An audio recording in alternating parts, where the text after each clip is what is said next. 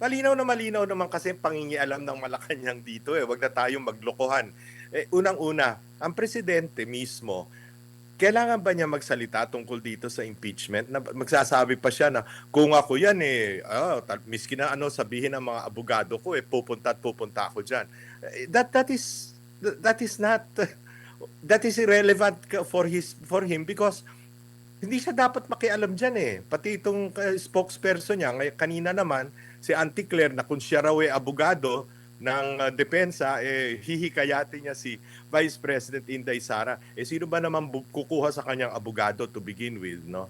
I mean, kitang-kita kung sa tinatrato nilang bobo ang mga tao eh, no? 'Yun ang nakakainis sa ginagawa ng prosecution panel at ng administrasyon. Sa nakalipas po na 2 araw sa impeachment trial laban kay Vice President Sara Duterte, ano po yung mga pauna ninyong assessment po, sir? Well, unang-una, merong mga prejudicial issues o tawagin na nating threshold issues. Yun ang ginamit ng ating mga senator judges. Unang-una, yung tungkol sa presiding, sino nag-preside, no? Sapagkat dalawa ang opinion dyan. Yung isa nang hinuhugot dun sa talakayan dun sa constitutional talakayan ng mga miyembro o mga delegado dun sa Constitutional Commission na siyang humubog ng 1987 Constitution na parang malinaw na sinasabi na kung hindi rin lamang presidente, kasi pagkat specific doon na pag presidente ang tinatry sa impeachment trial, kailangan Chief Justice ang maging presiding officer. On the other hand, because every other impeachable officer, kung sino ang namumuno ng Senado at yun ang Senate President. But of course, that was given, ni-resolve yun na majority vote. Palagay ko, kung di ako nagkakamali, meron na si Attorney Torreon yata dumulog na sa Supreme Court tungkol sa issue na yun. No? So hintayin na lang natin kung ano ang kahihinatnan noong kaso na iniharap sa Korte Suprema. But on the other hand, naiintindihan din naman natin siguro sapagkat especially doon sa first day of hearing, nakita naman natin na kung basta gamay na gamay ni Senator Chis Escudero yung pagpipreside, yung proceedings nung trial, no? Kasi nga abogado siya at aminin natin bagamat hindi naman natin tinatawaran ang talino ni Sherwin Gatchalian, Senate President Gatchalian, talagang yung trial na ganyan, kailangan at your fingertips yung rules of court, rules of procedure, and all that, no? So, ako personally, wala akong tutol except kung merong constitutional issue na involved. Wala akong tutol sa pag-preside ni Senator Chis Escudero. Bagamat, merong isang agam-agam, lalo na yung mga nagdududa kay Senator Chis Escudero, dahil nasangkot siya ng mga testigo na humarap pa sa Blue Ribbon Committee sa flood control scandals. At di umano ay batay sa mga testimonyang lumabas dun sa Blue Ribbon Committee hearings, dinadawit siya na nakatanggap siya doon sa mga mali-maleta o sabihin na natin kung ano man ang mga amounts doon sa flood control scandal. Na ibig sabihin, kung ikaw ay merong sword of Damocles ang Malacanang sa ibabaw ng iyong ulo, no, na pwede kang ma-pressure. Yun ang nakakatakot kung hindi panatag ang loob ng iba kay Senator Chis Escudero. But in fairness to the person, naging patas, naging fair ang kanyang handling so far nitong impeachment trial. Opo, and doon po naman sa threshold, no, sa pag convict na sa isang impeachable official, wala na po ba tayong dapat na pag-usapan doon? Kasi sa unang araw nagbigay na ng pahayag ang mismong presiding officer sa ikalawang araw na race ulit pero same pa rin yung paninindigan, Sir Lito? Yeah, palagay ko malinaw 'yon ano, sapagkat talaga namang wala namang ah, mahirap namang ano kung sinasabi nila na yung forthwith dati maraming interpretasyon, ito mahirap na i-interpret mo kasi malinaw two-thirds of all the members of the Senate to convict. So kung wala ka nung 16 out of 24, no? Sapagkat maliban kung mamatay ang isang senador, mag-resign o di kaya ay tanggalin, i-expel ng Congress, ng Senado, na kailangan din ng two-thirds vote to expel, mananatiling 24 members ang Senado. Kaya yan nakakulong, kaya yan nagtatago, whatever it is, the fact is they are still senators. No? So, idulog man yan ng prosecution o ng kung sino man sa Korte Suprema, palagay ko, malinaw sa ating mga senator judges na they have to comply with the 16 number to convict. Opo, and dapat na bang mahinto itong mga debate ukol dito kasi hanggang ngayon meron pang nabubuhay ulit na mga debate mula pa rin sa mga sinasabing legal luminary experts ukol po dito, Sir Lito. Parang alam mo yung parang merong silang mina-mindset nila ang taong bayan para dito para sa mga tangka sa hinaharap ba? Alam mo, alam mo Admar, all of what we've been seeing is mind setting, no, on the part of the prosecution. Mula pa doon sa mini trial, di umano, o tinatawag na mini trial doon sa Justice Committee. Makikita mo halimbawa yung tula ni Jervil, ni Congresswoman Jervil Luistro. Di naman siya nagbibigay ng opening statement, tumutula siya kahapon, no?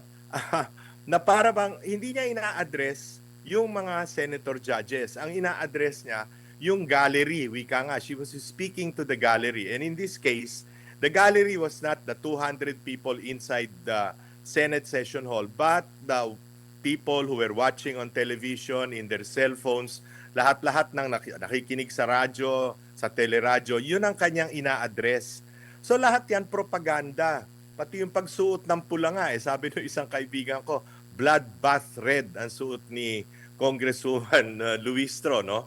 Na para bang talaga, makikita mo lahat sila, no? Even yung ngayong araw na ito, no?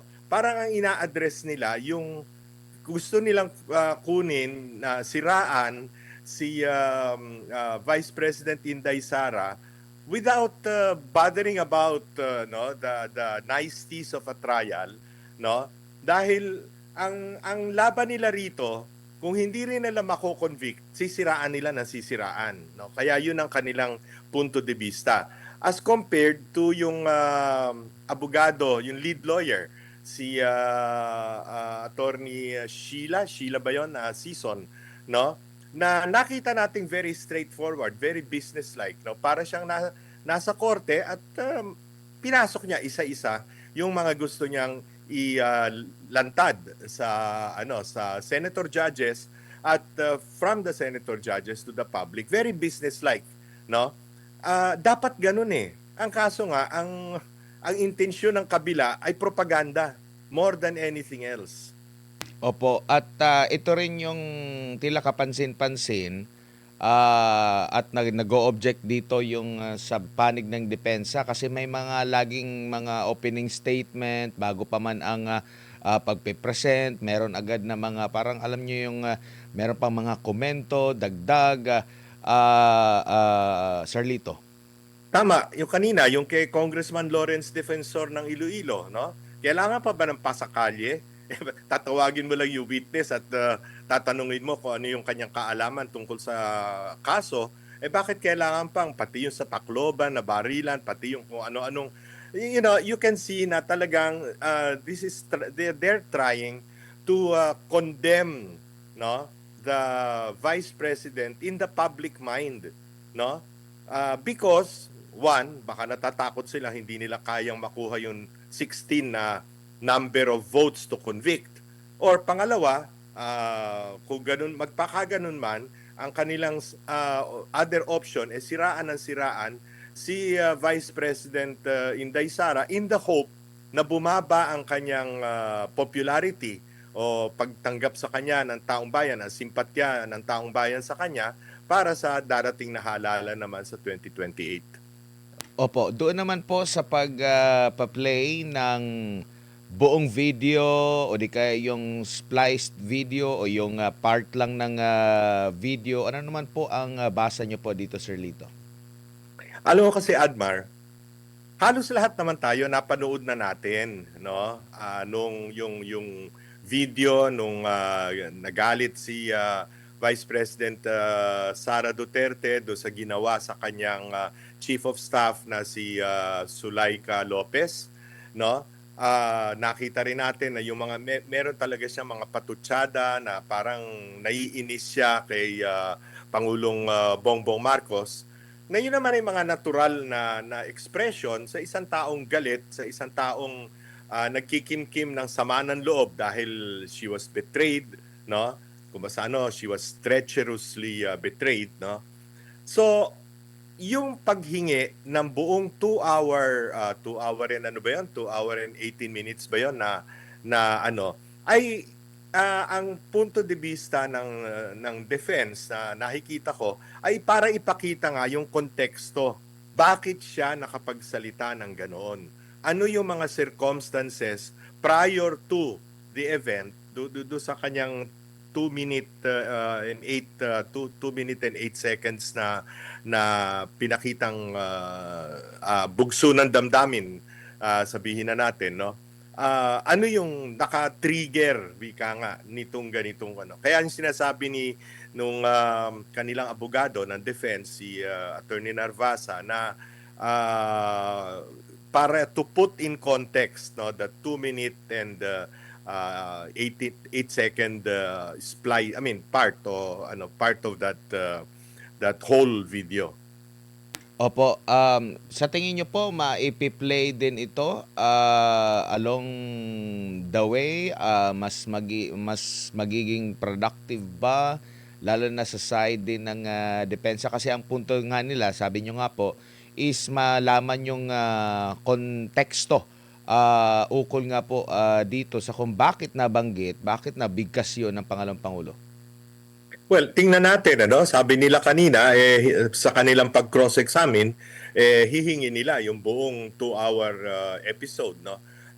But that is, we will see that because syempre, yung mga abogado ng defense, gaya rin ng abogado ng prosecution, on a day-to-day basis, nagmi-meeting yan at pinag-aaralan kung ano ang kanilang mga next moves, no? So that their performance during the trial will hew to their desired objective. Opo, no.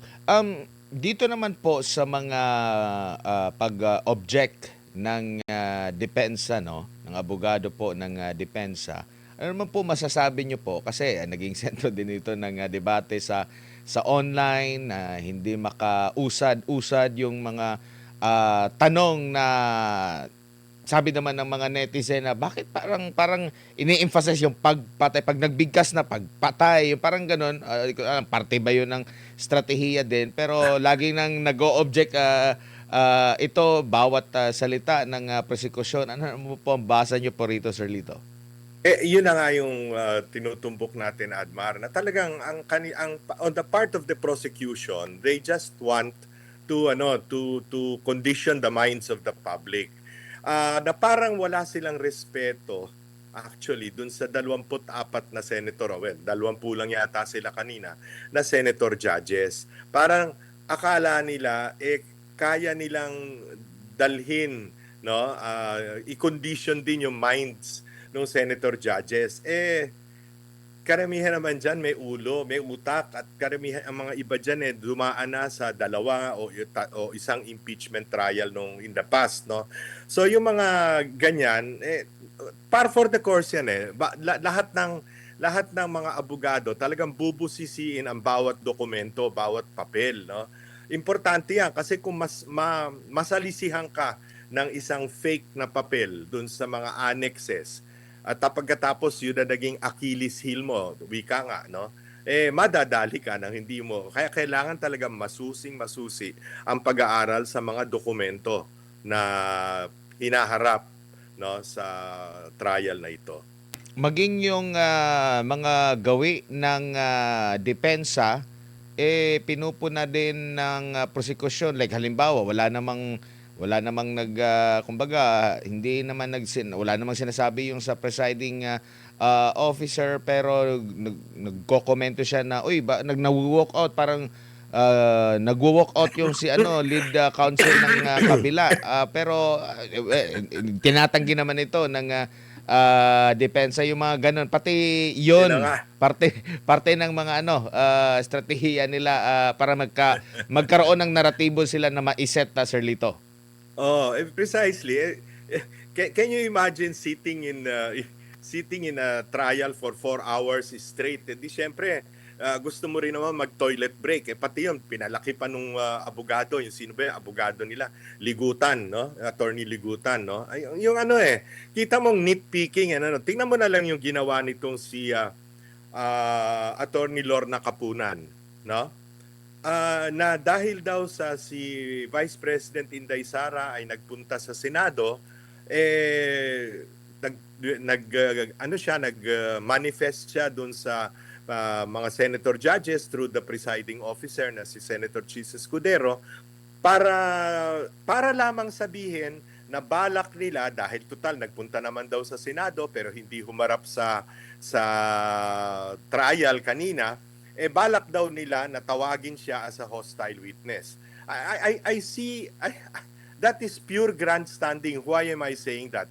Kung may balak ka palang tawagin as a hostile witness si Vice President Inday Sara, bakit ite-telegraph mo yung plano mo this early? Di gusto mo lamang makita sa TV at gusto mo lamang na pumapel, malinaw na malinaw. Hindi ba dapat kung meron kayong ganong plano, wag mo sabihin. Sabihin mo pagdating ng tamang oras. Kaya mabuti na lang kinorek siya ng presiding officer na si Senator Chis Escudero.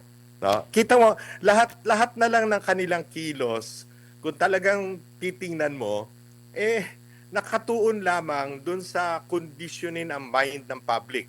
Pati yung kanina, yung kanila isa sa mga spokesman, daming lang spokesman, yung si Congressman Adyong, no?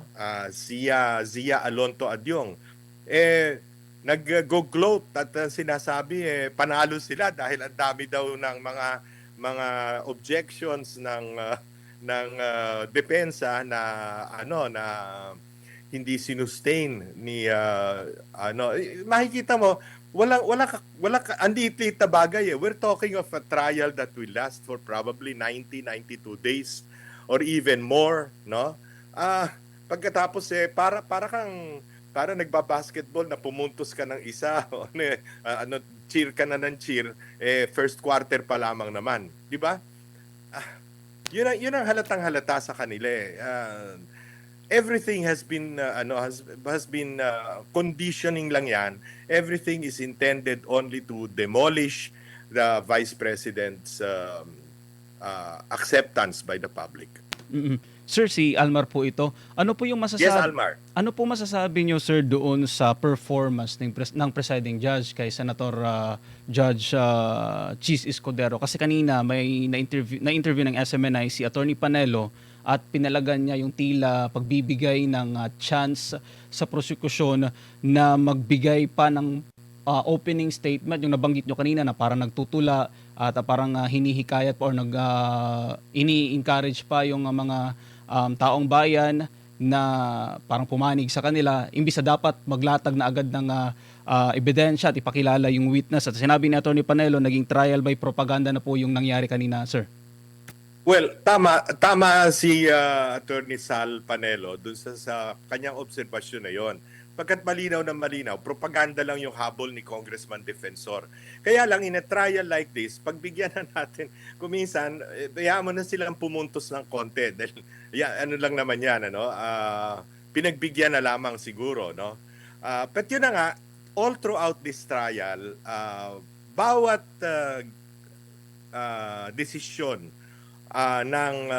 Senate presiding justice, in this case Senator Chis Escudero, pupulaan ng kabila at pupurihin ng kabila. Laging mangyayari yan, ano? Kaya nga diyan may punto si Senator Alan Cayetano, although pinay-strike sa record ni Senate President Win Gatchalian, yung binanggit nga niya na may parang sword of Damocles over the head of Senator Chis Escudero, no? Dahil nga merong mga akusasyon sa kanya na mismo sa Blue Ribbon Committee ng Senado narinig at mayat-maya sinasabi ng ombudsman na hinahanda na nila yung kaso, etc., etc., no? Kaya parang may agam-agam ang natural ang depensa at ang mga supporters ni Vice President Inday Sara na baka kayang-kaya itong i-pressure ng Malacanang. Malinaw naman kasi pangingialam ng Malacanang dito. Wag na tayong maglokohan. Unang-una, ang presidente mismo, kailangan ba niya magsalita tungkol dito sa impeachment? Na magsasabi pa siya na kung ako yan miski na sabihin ng mga abogado ko pupunta ako diyan. That is irrelevant for him because hindi siya dapat makialam diyan Pati itong spokesperson niya kanina naman si Auntie Claire na kung siya raw abogado ng depensa hihikayatin niya si Vice President Inday Sara. Sino ba naman kukuha sa kanyang abogado to begin with, no? I mean, kitang-kita kung tinatrato nilang bobo ang mga tao no? Yun ang nakakainis sa ginagawa ng prosecution panel at ng administrasyon. Sir, balikan ko lang yung threshold ng botohan kasi nag-motion or nagbigay ng manifestation si Senator Ping Lacson at nabanggit nga niya na doon sa threshold dapat manatiling 16 kasi nabanggit din yun ni Senator Escudero before siya nag-preside at sinundan din ni Senator Pangilinan at binanggit niya, sinabi ni Senator Pangilinan na yung 16 votes na threshold pag-uusapan pa nila. So nakikita niyo po ba dito na maaaring magiging biktima na naman po ito ng bendalo kagaya ng ginawa nila ngayon nung pinakauna, sir? Yang issue na yan ay hindi nila kayang i-resolve by themselves. That will have to be resolved by the Supreme Court, who is the arbiter of constitutional issues, no? Sapagkat napaka-importante niyan, ano? Hindi nila maaring miski sa ratification ng treaty, lahat kailangan na dumaan yan sa panunuri ng Korte Suprema. At I'm sure darating yan sa Korte Suprema. For now, pumanatag na muna tayo na yan ang threshold, yan ang number of votes needed to convict, which is 16 votes. Tungkol naman po doon sa tanong kanina ni Senator Risa Ontiveros sa parang nagbigay na siya ng closing statement, na parang nabigyan na ng na verdict na nabigyan na ng hatol itong si Vice President Sara Duterte doon nga sa the way siya nagtanong kanina sa prosecution, sir. Actually, nagulat ako doon sapagkat dapat agad-agad nag-rule ang presiding officer na that was out of order. No, sapagkat yung question niya na do you think it is an impeachable, hindi talagang mali, no? Whether hindi ko lang alam kung scripted yon na trabaho, nag-script sila nung abogado ng prosecution na si Ligutan, mukhang hindi naman. Mukhang kasi si Senadora Risa naman maraming beses ng salita na parang kung basta yun na nga yung kung matatandaan mo Almar, di ba sinitayan ni Senator Marcoleta na kasi nga palibasa hindi ka abogado or words to that effect, di ba? Kasi nga yan ang nakakalungkot dito sa ating Senado lilima ang abogado, no? At boto tayo ng boto ng mga tao na hindi naman natin malaman kung sila ay kwalipikadong maging senador to begin with. Natatandaan ko nung unang beses akong bumoto para sa Senado, 8 lang noon ang binoboto nung before martial law, right before martial law. bumoto ako para sa Senado, lahat ng 8 na nanalo ay abogado at 6 dun sa mga natalo ay abogado rin, no?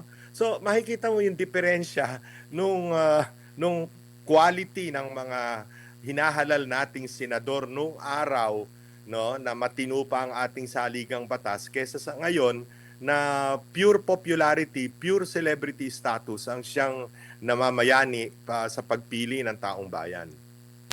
Sir, balikan ko lang yung day 1 ng trial kasi binanggit ni Senator Pia Cayetano na once na nagsimula ng mali, matatapos ng mali. So nakikita niyo po ba na ito na yung parang kinatatakutan ng marami sa ating mga kababayan na talagang mahahatulan na si Vice President Sara Duterte, sir? Hindi naman. Ang dapat lang hilingin natin sa Korte Suprema ay agad-agad naman sanang magdesisyon sa mga issues na ganyan na hindi naman napakahirap desisyonan. Naiintindihan natin na ang Korte Suprema has to be very careful dahil ang kanilang desisyon ay batas. No? Whatever the Supreme Court says is the law, part of the law of the land. No? Kaya nga tinatawag silang gods of Padre Faura. Pero sana naman nga, itong mga issue na ganito, agad-agad nang i-resolba. Whether it is in favor of the Senate, kasi pati yung circumstances ng pag-amend ng rules ng Senate ay questionable dahil 12 lang silang nandoon nung panahon na in-amend nila ang rules ng Senado, hindi ba? So all of these things have to be taken into consideration. And knowing na napakahalaga nito, lahat tayo nakatuon dito sa impeachment trial, dapat agad-agad namang kumilos ang Korte Suprema. Sir, yung box na binibida ng prosekusyon, binalik na sa BIR. Yung ano masasabi mo dito, sir? Dapat lang. Pero dito makikita mo, propaganda value rin lang eh. Doon sa mga abogado naman, si Luistro, si De Lima, si Jokno, sino pa ba mga abogado doon, no? Alam naman nila ang rules ng BIR tungkol sa pagbubukas ng income tax returns ng miski na sinong Pilipino. Yan ay cloaked in confidentiality. Number 1. Number 2, alam din nila na ang Pangulo ng Pilipinas lamang ang siyang pwedeng mag-otorisa sa kanila para buksan o para ilahad ang income tax return ng isang Pilipino. So kung talagang gusto nila na yung magic box na yan, yung green box na yan, ay mabuksan, dapat doon pa lamang sa Justice Committee hearing, sumulat na sila sa Malacanang at humingi na sila ng permiso na buksan ito para itong si BIR Commissioner, ano ba apelyido niya, Mendoza ba yun? Hindi naman yung pupunta doon in compliance with the demand or the subpoena duces tecum of the Justice Committee. Kailangan siyang magpunta doon, kailangan niya sundin, pero alam din niya na ang batay sa batas hindi pwedeng basta buksan 'yan, no? So malinaw yung kaya nga sinabi ng mga senador, hindi pwede ibabalik namin 'yan, no? Sa tamang panahon at gumawa kayo balik natin yan sa BIR, let them be the one to decide what to do. Hindi trabaho ng senator judges na mangialam dyan sa ITRs na yan. Opo, si Admar po ito ulit, Sir Yes, Lito. Admar. Dito po sa impeachment na ito, nakikita nyo po ba na makakatulong din ito kay Vice President Sara Duterte? Kasi alam naman natin na siya po ay nagpahayag na natatakbo sa 2028. Ito bang impeachment trial na ito makakapag-solidify din lalo sa kanya pong kandidatura? Lalo na kung kanya pong mapatutunayan na siya ay inosente doon sa mga aligasyon laban sa kanya.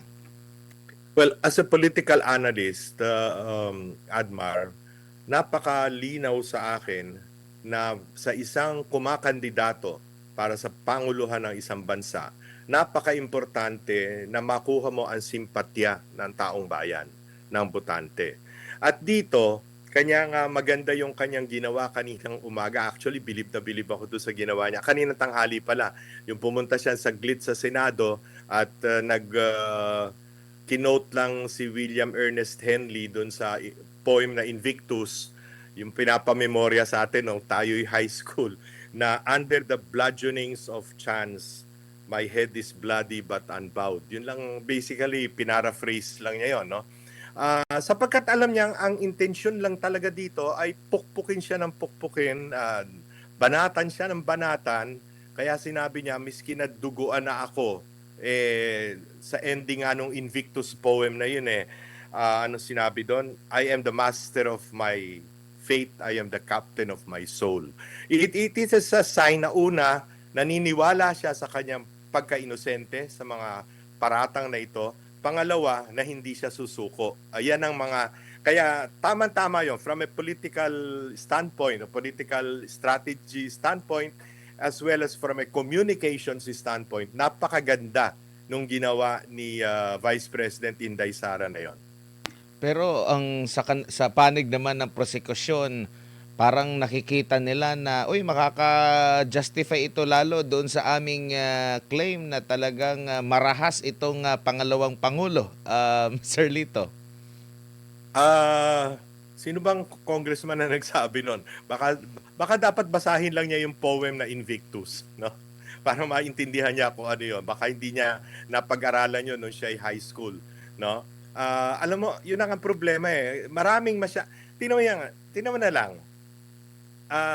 Ang depensa, iisa ang spokesman, si Michael Powa, Attorney Michael Powa, na bagamat hindi ko naman siya kilala, di pa kami nagkikita, no? Hinahangaan ko dahil siya ay cool, he is very deliberate, he is very cautious about what he's saying. Tinutumbok niya ang issue, hindi siya nambobola. Samantalang makikita mo yung prosecution na sila, ilan ang kanilang spokesman? 5, 6, kung sino-sino nagsasalita para sa kanila, na kung minsan nagpapapogi lang, gusto lamang yung 2 minutes of fame, no? Or 2 seconds of fame, as we call it, no? Mema lang, may masabi lang, biski na hindi naman talaga pinag-isipan ng mabuti.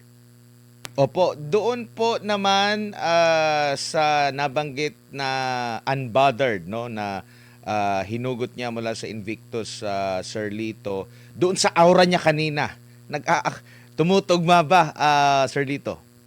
Oo, hindi ba parang napaka-confident ng dating, no? Parang she's at peace with herself, at peace with the world. Hindi ba? Napakaganda ng yung alam mo Admar, pare-pareho naman tayong nasa communications. So, sanay naman tayo doon sa impact ng salita, ng demeanor, no? At kitang-kita natin no, na napakaganda ng dating niya, no? Para bang sinabing ito ba mamamatay tao? Yung klase, yung bang itsura na yan, mamamatay tao, no? I mean, they can interpret it however they want, no?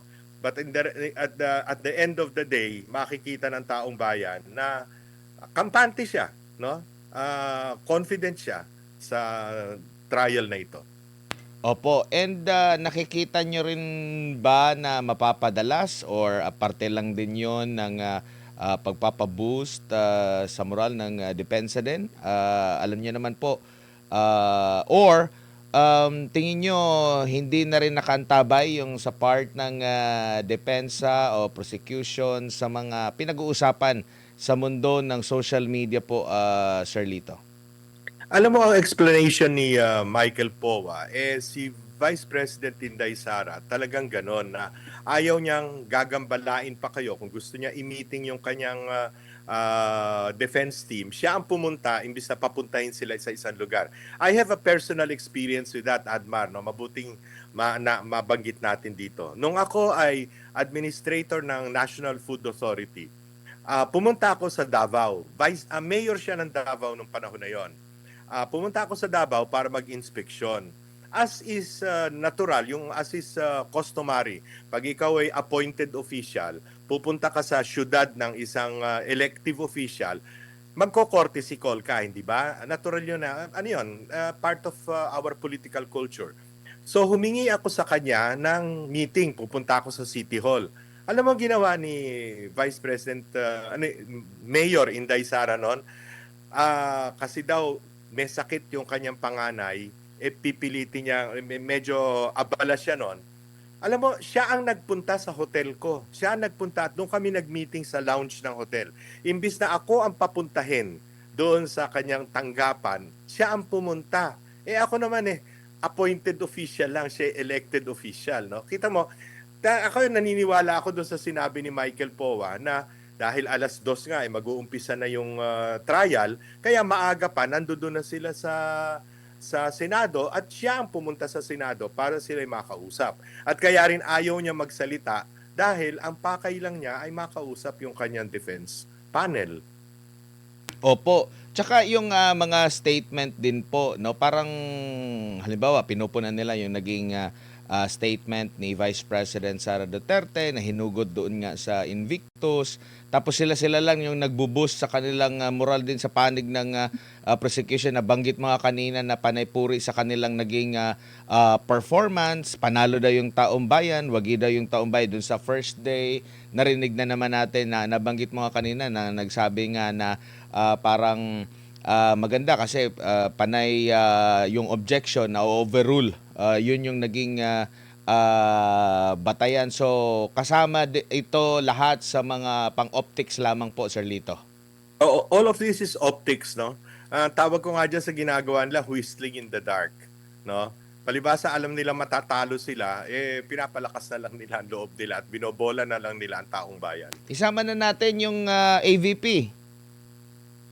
Alin? Yung AVP, yung audiovisual presentation na ginawa nila na pagpapakilala doon sa mga prosecution. Parang first time po bang sa dami po ng mga impeachment trial natin at saka mga kaso impeachment, ito ba yung first time na nakita mo na may ganong klase ng pamamaraan? Totoo. Yun na nga lahat propaganda. Pero there is something I noticed in this trial, ano? Ang mga abogado ni Vice President Inday Sara, lahat 50 years old and below, no? Halos kasing idara niya o mas bata sa kanya, except I think for one, no? Halos lahat kasing idara niya. Doon naman sa kabila, well, si Congresswoman Luistro, kaedad yan ni Sara, matanda ng buwan yata kay Inday Sara, no? Matanda rin ng 1 taon or so doon sa lead lawyer ng depensa, no? Pero ang composition noong prosecution panel, well, si Lorna Capunan 76 years old na yata yan, si Laila De Lima 66, si Chel Jokno 65, no? Puro sila mga medyo ano na, no? I'm just saying this not to ako naman may edad na rin, but just to see makikita natin sa darating na mga araw yung mental reflexes na makikita natin against yung mga batang abogado na nagpapakita ng kanilang husay versus yung mga sanay na daw na abogado, no, na parang kampante na sa kanilang kinalalagyan, no, dahil inabot na nila yung edad na sila ay made na. Kaya nakakatuwang panuurin, no, yung ginagawa ng mga abogado dito sa trial na ito.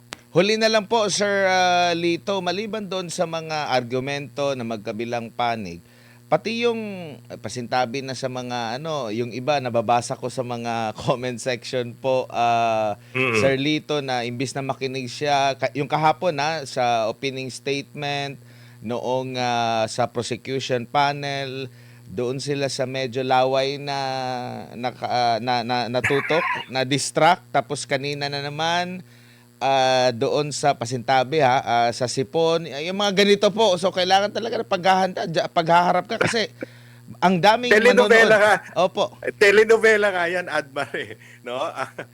Yan ang problema sa ganyang trial na in full view of the public, no? Bansa pa naman tayo ng mga mahilig sa telenovela, kaya tingin natin dyan telenovela din, ano? It's sad, it's a sad reflection. Pero lalo namang akong hindi ko maintindihan itong mga ilang kaparian ng Romano Katoliko na nagpunta pa dun sa Senado nung Sabado at may dala pang insenso, may dala pang mga kandila, para nag-exorcise ng evil spirits. Anong kalokohan 'yan? Kaya siguro yung si Father Robert Reyes na running priest na siyang nagpasimuno doon sa kanilang exorcism rites na yon. Kaya siguro hanggang ngayon matanda na, pari pa rin at hindi pa nagiging obispo dahil nakikita ng kanilang mga obispo na hanggang sa propaganda, gimmick-gimmick lang ang nalalaman niya at hindi yung totoong misyon ng pare ang dapat na ginagawa intindihin ang bawat cities, bawat tao, bawat I mean, I really felt so bad about that. Parang ano ba to, no? Opo. Bininyagan din naman akong Katoliko at nagsisimba rin naman ako. Bakit ganon ang aming simbahan, ano? Opo. Sir Lito, bilang panghuli, mensahe nyo na lang po sa ating mga kababayan, sa mga nakaabang dito at mag-aabang pa, lalo na't halimbawa, mga di po kagaya ninyo na talagang alam kung ito ay propaganda, pang-optics lang, at hindi ito ay parte ng legal na sistema. Inyo na lang pong mensahe po. Dapat siguro sa ating mga kababayan na masusi ang pagbabantay dito sa impeachment trial, wag nang masyadong in fact manood na lang ng news, no? At hindi wag na yung minu-minuto ay antabayanan niya. Yan ay trabaho ng pareho namin, no? Na kayo na mga communications journalists, no? Pero yung ordinaryong taong bayan, ang isipin nyo yung inyong kalagayan ng inyong buhay. Kaya nga, isa pang nakakatakot dito sa impeachment trial na ito, pag ito'y tumagal ng tumagal, baka mamaya singitan na naman ang budget dahil sasabihin, lahat ng senador ay nakatuon sa impeachment, baka yung budget natin sa isang taon for 2027 na 7.2 trillion, no? Dinagdagan na naman ng higit kalahating trilyong piso. Baka salaulain na naman at singitan na naman ang kung ano-anong mga pandarambong na proyektong gagawin ng pamahalaang ito. Sana yun ang ating pagtuunan ng pansin, pati na rin ang pagtaas ng presyo ng pangunahing bilihin. Yun ang mas importante sapagkat yun ang politics of the stomach, yung kabuhayan nating pang-araw-araw.